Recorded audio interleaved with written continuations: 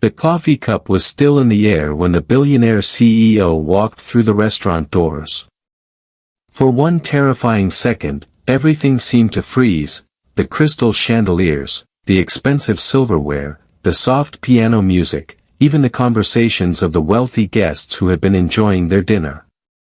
The cup spun through the air, brown coffee exploding from its rim like a dark wave, and then it struck 23-year-old Emma Carter across the chest and face. A gasp swept through the restaurant. Emma stumbled backward, her hands trembling as hot coffee soaked through her white blouse. But nobody was watching Emma anymore. Everyone was looking at the man standing in the entrance. Alexander Blackwell, the 42-year-old billionaire CEO whose name appeared on skyscrapers, luxury hotels, technology companies, and international business magazines, had just witnessed his wife throw coffee at a young waitress. His face was completely still. Too still. His eyes moved slowly from Emma, to the shattered cup on the marble floor, and finally to his wife, Victoria. Victoria's angry expression disappeared. She had never seen her husband look at her like that before. Alexander took one slow step forward. Then another. And when he finally spoke, his voice was quiet enough to make the entire restaurant silent. "Victoria, what did you just do?" 3 hours earlier, Emma Carter had arrived at the Blackwell Grand Hotel for her evening shift. She was tired, but she smiled anyway. She had learned that smiling was sometimes easier than explaining what life had done to you. At 23, Emma had already experienced more hardship than most people twice her age. She had grown up in a small apartment with her mother, who worked long hours as a cleaner. Emma had never owned expensive clothes, never attended glamorous parties, and never imagined sitting inside a restaurant where a single bottle of champagne cost more than her mother's monthly salary. But Emma had something her wealthy customers often lacked: determination.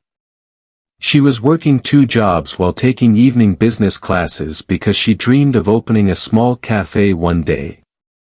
She didn't want to become rich. She simply wanted a place that belonged to her, a place where people were treated with kindness regardless of how much money they had. That evening, she tied her brown hair into a neat ponytail, straightened her black vest, checked the reservation list, and walked onto the restaurant floor. She had no idea that before the night ended, her life would change forever. The Blackwell Grand was hosting an exclusive charity dinner that night. Politicians, celebrities, investors, and billionaires filled the restaurant. At exactly 7:30, Victoria Blackwell arrived. She was 40 years old, stunning, perfectly dressed, and surrounded by an aura of wealth that made people move out of her way without being asked. Her red designer dress looked like it had been created specifically for her. Diamond earrings hung from her ears, and a bracelet worth more than Emma's entire neighborhood sparkled around her wrist. Victoria didn't walk into a room. She entered as though the room belonged to her. She was the wife of Alexander Blackwell, and everyone knew it. She sat at the most expensive table in the restaurant and immediately complained that the flowers were not arranged properly. Then she complained about the temperature. Then the music. Then the wine. Finally, she looked toward the staff and snapped her fingers. "Who is in charge here?" Emma approached with a polite smile. "Good evening, ma'am. I'm Emma. I'll be looking after your table tonight." Victoria looked her up and down. "You?" Emma nodded. "Yes, ma'am." Victoria leaned back in her chair. "Fine. Just don't make mistakes." Emma smiled politely. "I'll do my best." Victoria's eyes narrowed. "Your best?" "Yes, ma'am." "That's not very reassuring." The guests at the table laughed quietly. Emma lowered her eyes, swallowed her embarrassment, and continued working. She had learned not to react to rude customers. She walked away and brought Victoria's water exactly the way she requested it. For the next hour, everything seemed normal. Emma served the table carefully, checking every order twice. But Victoria kept finding reasons to criticize her. The soup was too warm. The bread was too cold. The glass wasn't polished enough. The chair was slightly crooked.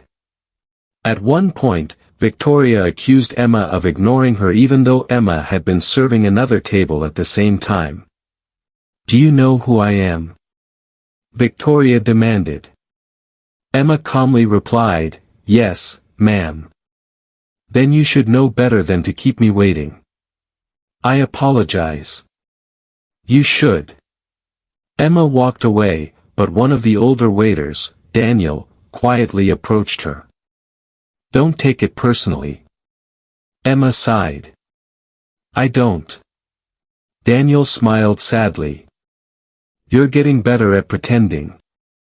Emma looked at him. "Pretending what?" "That it doesn't hurt." Before Emma could answer, a new message appeared on the restaurant manager's phone. Alexander Blackwell was arriving unexpectedly. Nobody knew why. The manager immediately straightened his jacket.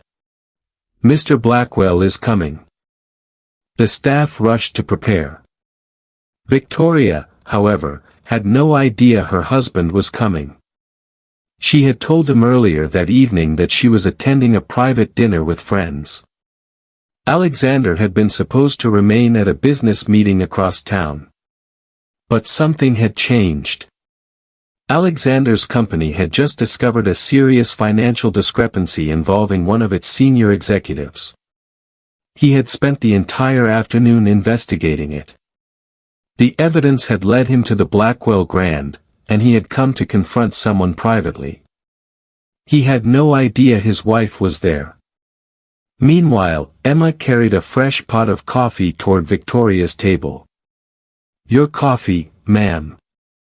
Victoria didn't look up. Finally. Emma carefully poured it into the cup. Victoria took one sip. Her expression changed. "What is this?" Emma froze.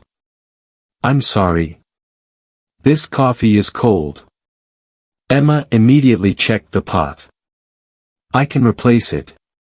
Victoria pushed the cup toward her. "Do you think I'm stupid?" "No, ma'am. You just served me cold coffee and you're standing there acting innocent." Emma's heart began pounding. "I'm sorry. I'll bring you another one immediately." Victoria suddenly stood. "That's not enough." The restaurant grew quiet around them. Emma looked confused. "I apologize." "You people always apologize after ruining everything." Emma kept her voice calm. "I really am sorry." Victoria stared at her. "You spilled something on my dress earlier." Emma's eyes widened. "I didn't, ma'am. I was carrying the tray, but I never touched your dress." "Are you calling me a liar?" "No. You just did." "No, ma'am. I would never." Victoria grabbed the coffee cup. Emma instinctively stepped backward. "Please calm down." Those words made everything worse. Victoria's face turned red. "Don't tell me to calm down." She raised the cup. Emma's eyes widened. "Ma'am." The coffee flew through the air. And then Alexander walked in. The cup struck Emma. Hot coffee splashed across her face and uniform. She cried out and stumbled backward. Someone gasped. Another guest stood up. A fork fell onto the floor. Alexander stopped in the doorway. His eyes locked onto Emma. Then Victoria. Silence. Victoria's confidence vanished. Alexander. He didn't answer. She smiled nervously. I can explain. Alexander walked toward them. Explain what? Victoria pointed at Emma. She was disrespectful to me. Alexander looked at Emma. Did you disrespect my wife? Emma shook her head. No, sir. Victoria immediately interrupted. She did. She was rude from the beginning. Alexander turned toward his wife. Then why did you throw coffee at her? Victoria opened her mouth. Nothing came out. Alexander looked at Emma again. Are you burned? Emma wiped her face. I don't know. Get the first aid kit, Alexander ordered. The manager rushed forward. Of course, sir. Alexander then looked at Victoria. I asked you a question. Victoria's voice became defensive. She embarrassed me. That doesn't answer my question. She wasn't doing her job properly. Alexander's expression hardened. So your response was to throw hot coffee at her? Victoria crossed her arms. She is just a waitress. The room became even quieter. Alexander stared at his wife. Just a waitress. Victoria realized too late that she had chosen the worst possible words. Alexander slowly turned toward the restaurant staff. Everyone heard that. Nobody spoke. Then Daniel stepped forward. Yes, sir. Alexander looked at him. Has Emma done anything wrong tonight? Daniel hesitated. No, sir. Tell me the truth. Daniel looked at Victoria, then back at Alexander. She has been polite all evening. Alexander nodded. Anyone else? Another waiter spoke. She served every table properly. A hostess added, Mrs. Blackwell complained about almost everything. Victoria's face became furious. You're all against me now. Alexander looked at her. No. He paused. They're simply telling the truth. Victoria stepped closer. You're humiliating me in front of everyone. Alexander's voice remained calm. You humiliated yourself. The words hit her harder than a slap. Victoria stared at him. You would choose a waitress over your wife? Alexander looked toward Emma. No. He paused. I would choose what is right over what is wrong. Nobody moved. Emma stood there, embarrassed and shaken, wishing the floor would open beneath her. Alexander noticed her hands trembling. Emma. She looked at him. I'm sorry this happened. Her eyes filled with tears. You don't have to apologize, sir. Yes, I do. Everyone stared at him. Alexander continued. This restaurant carries my name.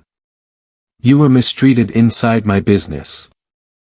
That makes it my responsibility. Victoria suddenly laughed bitterly. Oh, please. You're acting like she's some innocent victim. Alexander looked at her. She is. You don't even know her. No. Alexander's voice became colder. But I know enough. Victoria stared at him. You're defending a stranger. Alexander replied, sometimes a stranger deserves more respect than someone who has known you for years. Victoria's expression changed. There was something deeper behind Alexander's words. Something Emma didn't understand. Then Alexander noticed a small silver necklace around Emma's neck. His face changed. Where did you get that? Emma touched the necklace. This? Yes. My mother gave it to me. Alexander stepped closer. What's your mother's name? Emma looked confused. Sarah Carter. Alexander went completely still. Sarah Carter. Emma nodded. Yes. Alexander's eyes widened. Is she still alive? Emma's smile disappeared. No.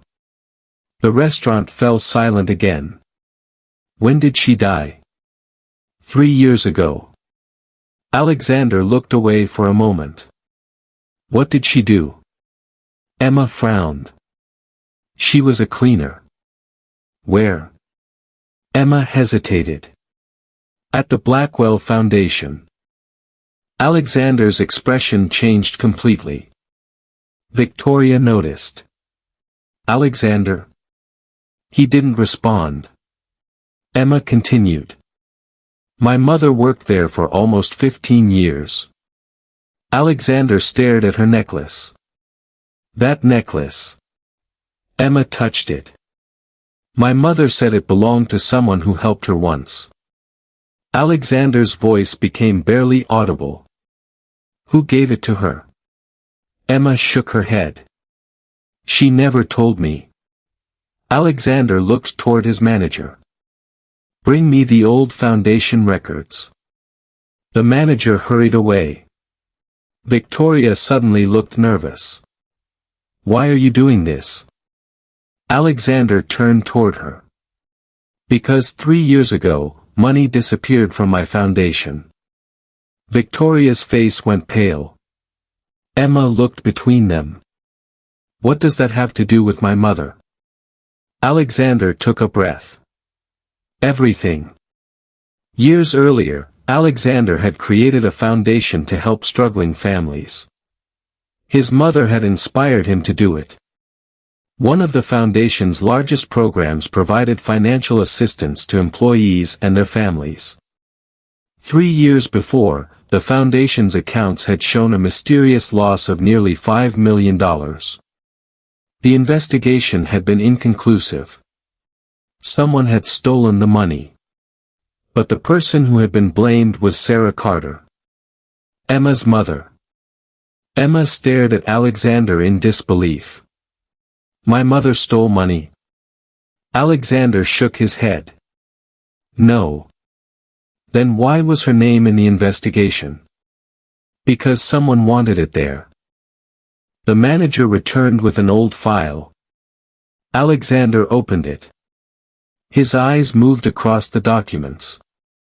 Then he found something. A signature. He recognized it immediately. Victoria stepped backward. Alexander looked at her. Why did you sign this? Victoria's face went white. I didn't. You did. I don't know what you're talking about. Alexander held up the document. This authorization transferred the foundation funds into a private account. Victoria shook her head. You're accusing me? I'm asking you. I never stole anything. Alexander turned another page. This account belonged to a company registered under a different name. Victoria said nothing. Alexander looked at the company director. His own wife. The restaurant seemed to spin around Emma. She couldn't understand what she was hearing. My mother was blamed for this? Alexander nodded. She tried to tell me she was innocent. Emma's eyes filled with tears. What happened? Alexander looked down. I didn't believe her. Emma's voice broke. She died believing everyone thought she was a thief. Alexander closed his eyes. I know. No, you don't. Emma's tears finally fell. You don't know what it was like. People whispered about her. Neighbors stopped talking to us. She couldn't find work. She kept telling me she hadn't done anything wrong, but nobody believed her. Alexander's face showed genuine pain. I should have. Emma looked at him. Why didn't you? Because I trusted the wrong person. He looked toward Victoria. Victoria shook her head. This is ridiculous. Alexander didn't move. Security. 2 security officers approached. Victoria's eyes widened. You're not serious. Alexander looked at them. Take Mrs. Blackwell to the private office. Victoria stared at him. You're choosing her. Alexander replied quietly. No. I'm choosing the truth. Victoria suddenly grabbed his arm. Alexander, think about what you're doing. He pulled his arm away. I've been thinking about it for 3 years. She lowered her voice. If you do this, you'll destroy our marriage. Alexander looked at her. You destroyed it the moment you decided money mattered more than innocent people. Victoria began crying. I did it because I was afraid. Alexander frowned. Afraid of what? My father. Everyone became silent. Victoria finally confessed that her father had been secretly controlling several companies and had threatened to expose Alexander's business if she didn't help him move money through the foundation. Victoria had convinced herself that nobody would discover the scheme. When the investigation began, she had secretly planted evidence against Sarah Carter. But Victoria hadn't expected Sarah to die before the truth came out. Alexander stood motionless. You let an innocent woman carry that shame. Victoria whispered, I was going to fix it. When? She couldn't answer. Emma turned away. Alexander walked toward her. Emma. She didn't look at him. I can't change what happened to your mother. Emma wiped her tears. No. But I can clear her name. He paused. And I can make sure everyone who participated in this is held responsible. Emma finally looked at him. Why should I trust you? Alexander nodded slowly. You shouldn't. She seemed surprised. You shouldn't trust me just because I'm rich. You shouldn't trust me because I'm her husband. You shouldn't trust me because I own this building. He looked directly into her eyes. Trust should be earned. Emma said nothing.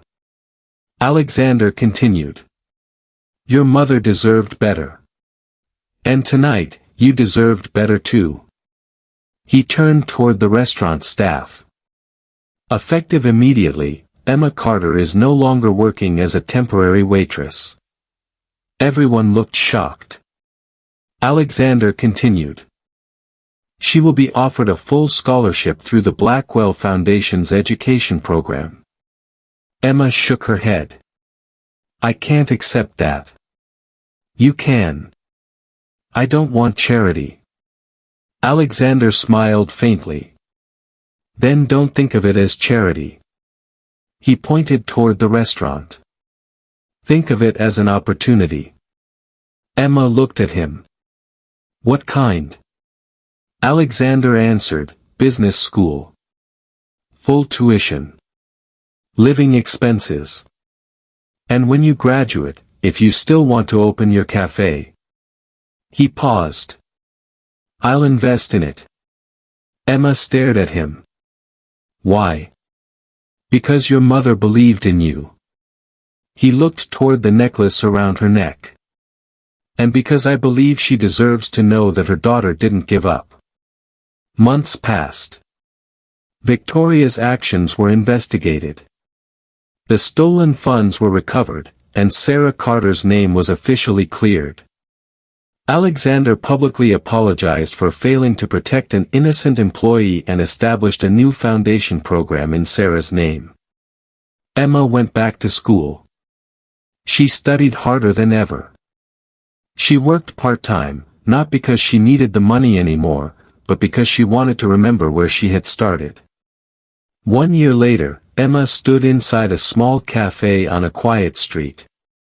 The sign above the door read, "Sarah's Table." It wasn't enormous. It wasn't luxurious. But it was hers.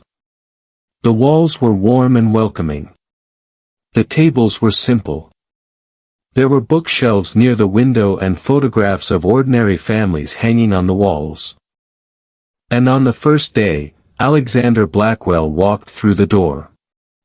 Emma smiled. "You came." Alexander looked around. "I wouldn't miss it." Emma handed him a menu. "Coffee?" He laughed. "Absolutely." Emma poured him a cup. Alexander took a sip. He smiled. "This is good." Emma smiled back. "It's better than the coffee that started all of this." They both laughed. Then Alexander looked toward a framed photograph hanging behind the counter. It was Emma's mother. Underneath it were the words, "Never judge a person by the uniform they wear. You never know how much courage it took them to put it on." Alexander stared at the photograph for a long moment. "I wish I had met her again."